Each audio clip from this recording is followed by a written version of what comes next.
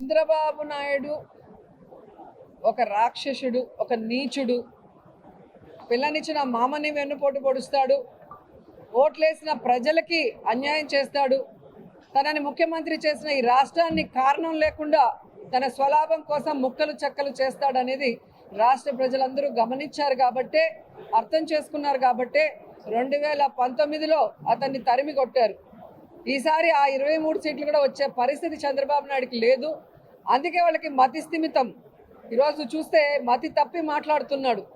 ఈరోజు చంద్రబాబు నాయుడు 14 సంవత్సరాల్లో ఏం చేశాడో ఒక్కసారైనా మాట్లాడు. సరే, ఈసారికి ఇంకో అవకాశం ఇస్తే ఏం చేయబోతున్నాడో కూడా ఎప్పుడు మాట్లాడు. ఎంతసేపు జగన్మోహన్ రెడ్డి గారిని, జగన్మోహన్ రెడ్డి వెనుకున్న సైనికులైన మాలాంటి వాళ్ళని దుమ్మెత్తిపోయటం, తన పచ్చ ఛానళ్లతో ఏ విధంగా విషం చిమ్మటం అనేది మనం గమనిస్తున్నాం. కానీ జగన్మోహన్ రెడ్డి గారు తన ప్రతి మీటింగ్లో కూడా తాను ఏం చేయబోతున్నాడు, తాను చెప్పింది ఏం పూర్తిగా చేశాడో చెప్పి, నేను మీకు చేశానని నమ్మితేనే, మీకు అభివృద్ధి కానీ సంక్షేమం కానీ మీ కుటుంబానికి అందిందని నమ్మితేనే నాకు ఓటేయండి అని అడుగుతున్నారు అంటే అది దమ్మున్న నాయకుడి లక్షణం. తాను పని చేశాడు, 100% ప్రజలకి సంతోషాన్ని, అలాగే సంక్షేమాన్ని, అభివృద్ధిని అందించాడు కాబట్టి అంత ధైర్యంగా అడగగలుగుతున్నాడే తప్ప చంద్రబాబు నాయుడు లాగా కుంటి సాకులు చెప్పి తప్పించుకోలేదు. కాబట్టి చంద్రబాబు నాయుడు మాట్లాడే మాటలు ఈరోజు ఫ్రస్ట్రేషన్కి ప్రతీక.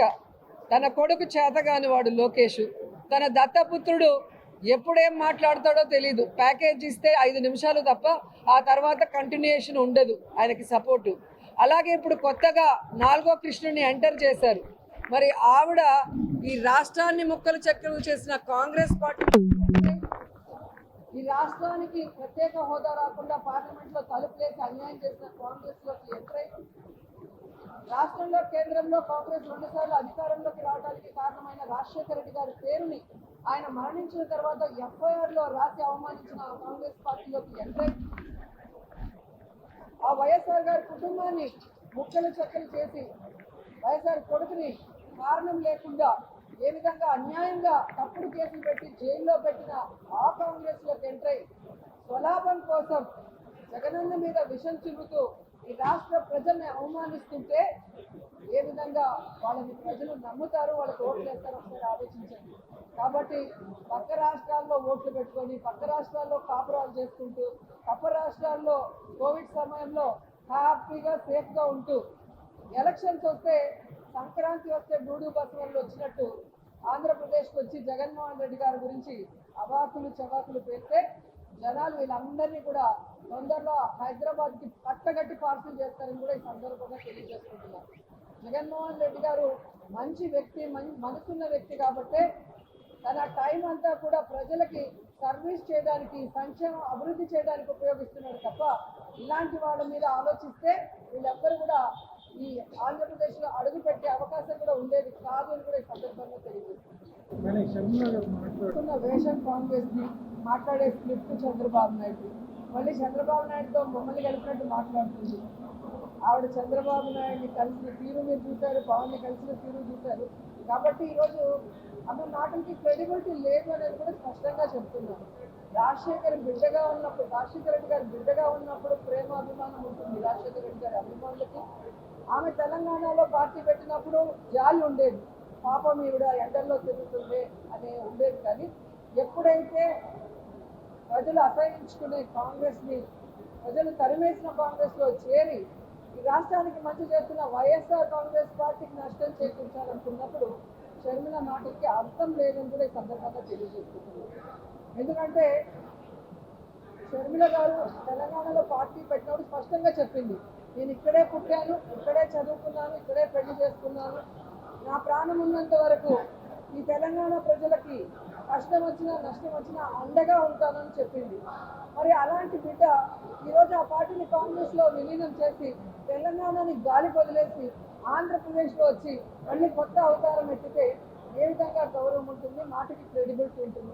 ఈరోజు జగన్మోహన్ రెడ్డి గారు చూడండి, పావురాల గుట్టలో ఇచ్చిన ప్రామిస్ని ఫుల్ఫిల్ చేయడానికి ఎన్ని అవమానాలు, ఎన్ని కష్టాలు, ఎన్ని తప్పుడు కేసులు పెట్టి జైల్లో పెట్టినా ఏ రోజు కూడా ఎవరికి కమిట్ అవ్వలేదు, ఎవరికి తల ఉంచలేదు.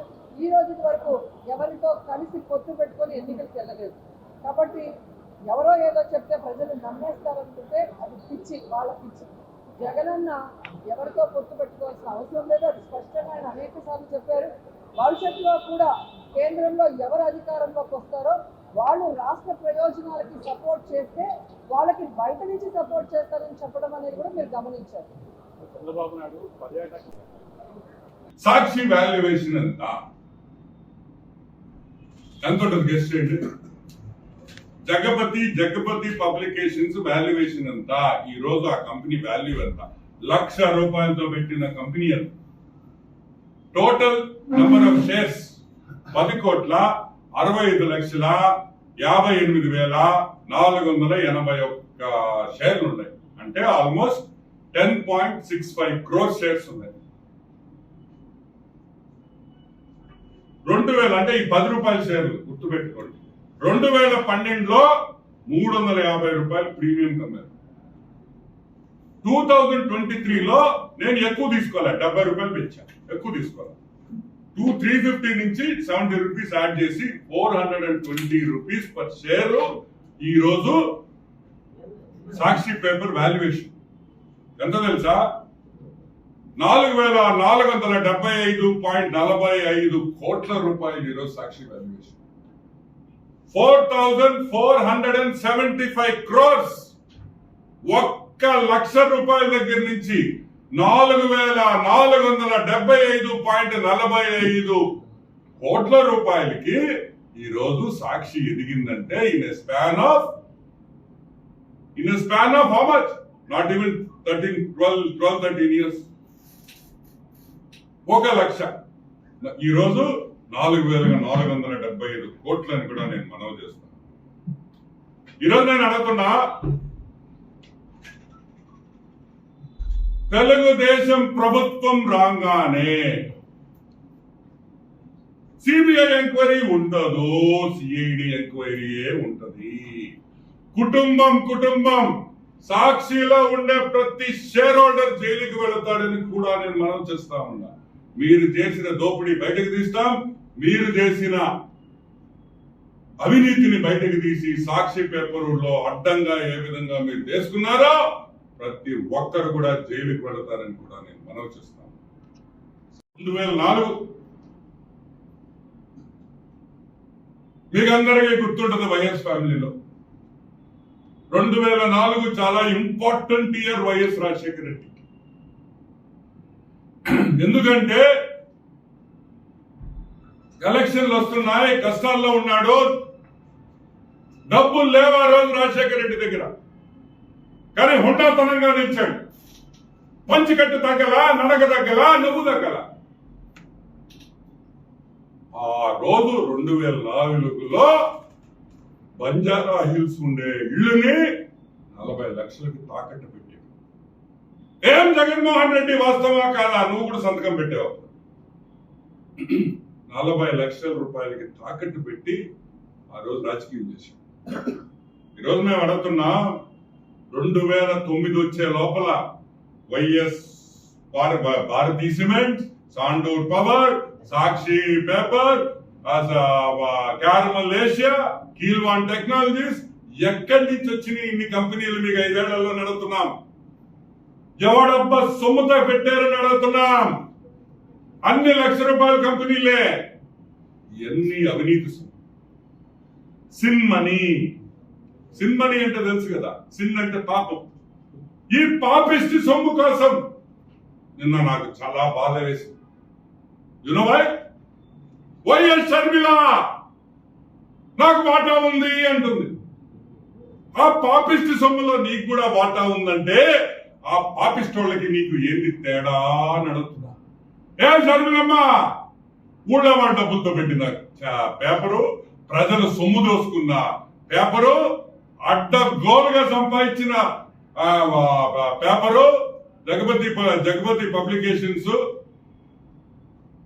ఈరోజు నేను అడుగుతున్నా, ఆ పాపిస్ట్ సొమ్ములో మీకు కూడా వాటా ఉందంటే మీకు వాళ్ళకి తేడా లేదు. వైఎస్ కుటుంబం అంతా ఈ పాపిస్ట్ డబ్బుల కోసం పోరాటం తప్పితే ఇంకొకటి లేదని కూడా నేను మనవి చేస్తా ఉన్నా. పెద్ద మాటలు చెప్తారు. అని చెప్పింది మన పోలవరము రాజశేఖర రెడ్డి కళ అంతయ్య నీకు వచ్చి కళ్ళ చెప్పాడా పోలవరము షర్మిల పోలవరం కళ నాకు అని అమ్మ ఆడుతున్నావు. పోలవరం తీసుకొని వచ్చింది ఎవరు, అసలు కట్టించింది ఎవరు, కంప్లీట్ చేసింది ఎవరు?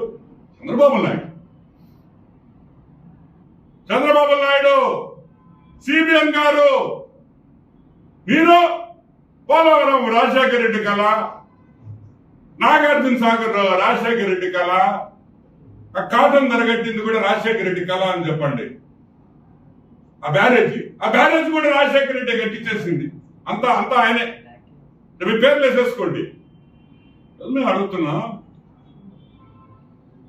ఈ రోజు ఇద్దరికి జరుగుతుండే యుద్ధంలో ఈ సాక్షి పేపర్ వాటాల దగ్గర జరిగిన యుద్ధమే. It is a fight for control of Rajasekhar Reddy's companies. Rajasekhar Reddy అడ్డంగా పెట్టుకొని అడ్డగోలుగా సంపాదించుకున్న వ్యక్తులు, ఆ కుటుంబం ఈ రోజు రోడ్ల మీదకి వచ్చి కొట్లాడుకుంటారనే విషయం మీరు అందరూ గుర్తుపెట్టుకోవాలి. ఇంకొక విషయం కూడా చెప్తాను. సాక్షి పేపర్ ని దయచేసి చదవడం మానేయండి. సాక్షి టీవీ చూడడం మానేయండి. ఆ పేపరు మీ సొమ్ముతో, ఈ అవినీతి సొమ్ముతో పెట్టిన పేపర్ అని కూడా నేను మీకు అందరికీ మనవి చేస్తాను. ఇంకొకసారి కూడా జగన్మోహన్ రెడ్డి, లాస్ట్ టైం చెప్తున్నాం, దయచేసి గుర్తుపెట్టుకో, నాకు మీడియా లేదు, నాకు సంబంధం లేదు, సాక్షి నాది కాదు, వద్దు. సాక్షి మీదే, మా భారతక్క, మీ శ్రీమతే, మా హర్షిని, మా వర్ష పాప నీ కూతుర్లే, దినేష్ నీ బావమర్దే. దయచేసి ఆ వేరియేషన్ తీసుకురావకని కూడా నేను మనవి చేస్తూ, ఇప్పుడు కన్నా సిగ్గుండే వైసీపీ నాయకులకి అందరికీ సిగ్గు తెచ్చుకోండి, మారండి అని కూడా మనవి చేస్తూ